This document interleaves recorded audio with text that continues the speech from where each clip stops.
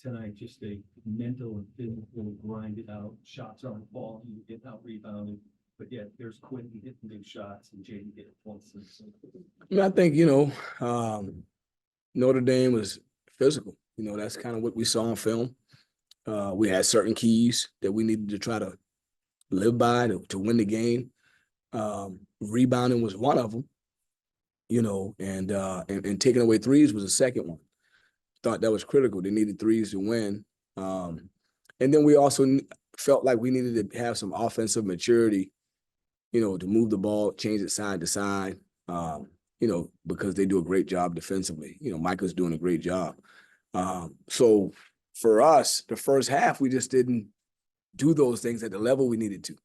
For the second half, we did. And so that's the story of the game. But I thought Jaden Zachary, Quentin Post, they led it. The supporting cast was good. Other guys really had some critical moments of the game. But, for Jaden Zachary to come out and get 20 on 8 for 10 and really do a great job defensively on their point guard the second half, thought that was big. Quentin Post missed the game against Clemson. He's just been out. He's been sick. So I was worried about fatigue. I was worried about rhythm and flow. We just found a way to win the game. It wasn't the prettiest, but we found a way to win. Why are your guys' 10 wins have come when they're down by double digits at some point? What do you think it is about coming from behind that lets you guys really wake up? Well, the biggest thing I'll say about coming from behind, what it shows is that, we got a group that is willing to keep fighting. That's a good sign. I'd rather play ahead. So I don't want to be, I don't want to be known as the comeback kids, but, we do come back. We do show great, grit, fortitude, character. And so I'm happy for that. But we got an experienced team, and I think some of what happened to us tonight, and it may have happened in some of those other games, there was a segment in the first half where they were making it hard for us to get good shots, and they forced us into some tough shots. And, we didn't get the possession we needed to get. Therefore, we didn't score, and we got down. But I think we made the adjustment, did a great job in the second half. Coach, you mentioned being worried about fatigue. How much do you think the atmosphere of the fans here tonight kind of helped pull those guys through there at the end? Our fans were unbelievable. I mean, they actually made a difference. The fans made a difference. It was loud. It was loud, when they did the announce the players at the beginning, and they were making a lot of noise. They were yelling. Great crowd. And, really appreciate them showing up, because I think they made the difference tonight. Brett?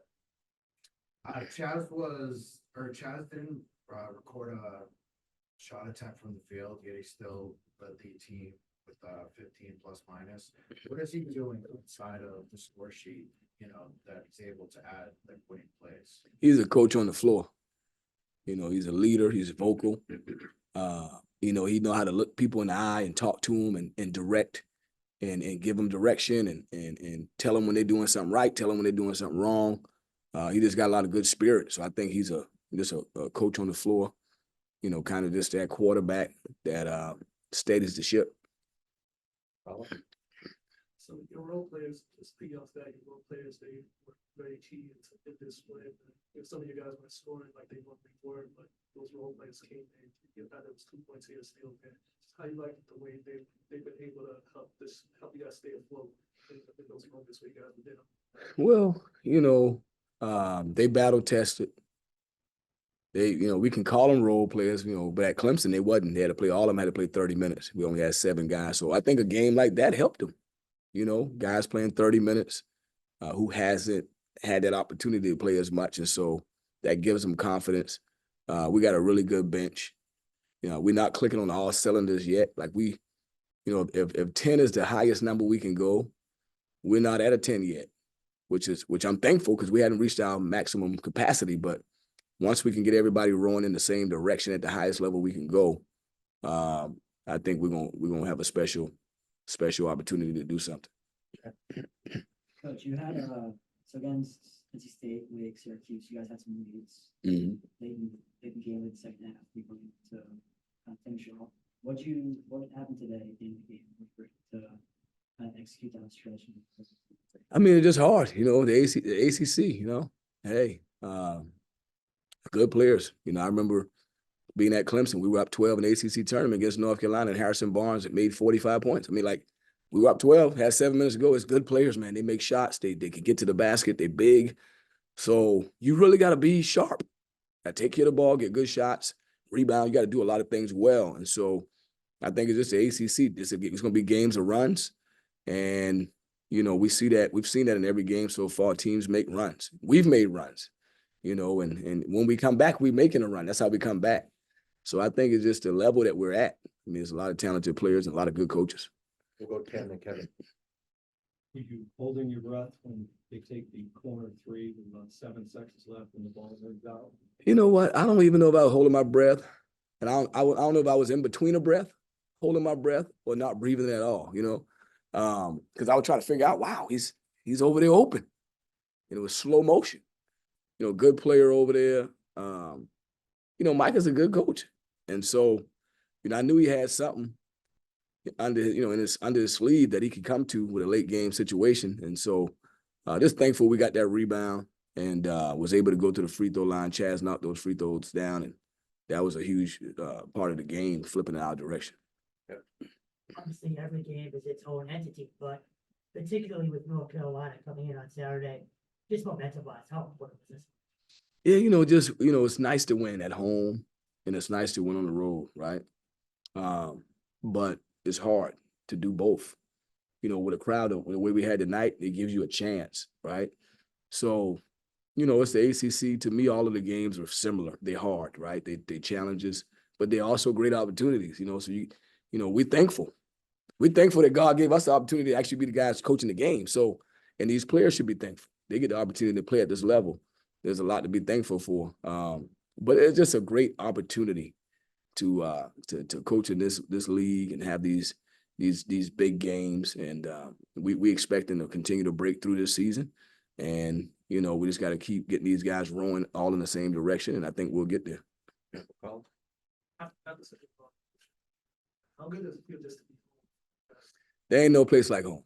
We left last Tuesday and we came home Saturday night.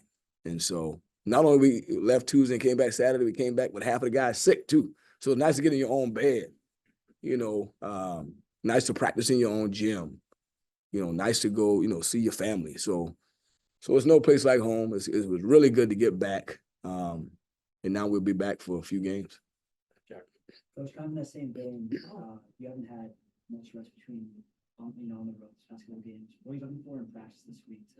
Just get better, get better, man. Clean up things that we need to clean up. There's areas we can clean up. Continue to get guys healthy. I'm talking about healthy. We've had that bug, and just compete. Try to get 1%, 2%, 3% better. We're a good team. We've made progress. We've had some tough losses recently, but just get everybody. I keep saying rowing in the same direction, but that's what we try to do. Like, I don't think we're there yet. So getting back to practice is so important because we can get better, and I'm excited about that. All right, we'll go to Dan on Zoom. Coach, just the team's approach off the court, going into a game like this, a guy like Jaden, a guy like Quentin, just what do you notice from them in practice, in film room that helps spur, Jaden's breakout today and some of those shots that when you tell Quentin to keep shooting that he's able to hit? They've been here. This is their 3rd year here. They've seen a lot. So they got a lot of equity, a lot of money deposit. They got a lot of deposits in the bank, right? And so they got a lot of equity. And they deserve to take chances. They deserve to take shots. They've had some tough times here. They have some very excited times here. So they're battle tested. And they've seen a little bit of everything, and so just happy for them, happy for the whole team, but really happy for them. Guys who've been around here, loyal, committed to putting that jersey on every day to continue to try to move this program in the direction that we all wanted to go. And they've done a great job of that. Really proud of them. Then just lastly, watching some of those shots too that went up, the dribble drive off the paint and going through Quentin. How do those open up different options that, get those other guys involved too when you have those, drop it down? I mean, just in terms of, you talking about what Quentin Post driving it? Yeah, and Jay-Z driving it too. Yeah, anytime you drive the ball towards the basket, the defense is going to contract. And so you want it to contract at least 2 times a possession. Because if it contracts, if you get to the rim and it don't contract, you probably get into the rim. But if it does contract, good teams, they contract. If you get it out, you got a shot or a long closeout, and then you got to move it and try to do it again. So I thought that's what happened to us in the second half. You know, Claudell Harris was getting down in there. Jay-Z was getting down in there. They had to contract. And then once they contract, we kicked it out. They had to balloon out. But we had some open looks and some drives, and that really helped us.